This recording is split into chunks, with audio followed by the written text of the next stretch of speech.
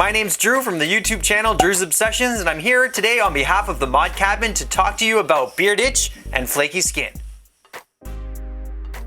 Having completed the year project myself, I'm no stranger to beard itch and flaky skin. In fact, the number one reason guys tell me that they've quit their own beard journey is because the itch got too much for them and they had to shave it off. In this case, I would recommend the Mod Cabin's beard care set paired with their cleansing oil. All you need to remember is EDBB and your life is going to be a lot easier. E stands for exfoliate. You can use the Mod Cabin's natural soap or their cleansing oil to gently exfoliate dead skin on your face that may be causing some of the itch. The cleansing oil in particular will not lather and will cleanse your skin and your beard without drying them out or leaving them greasy. D stands for drying your beard, and this is a step that's often overlooked. Water can get trapped between your beard and your face, which causes itchy, flaky skin. B stands for beard oil. Make sure you use it twice a day, once after you're done washing and drying your beard, and again right before bed. And the last B stands for brushing. Using a stiff boar bristle brush will not only help to distribute the oils from your root to the tip of your hair,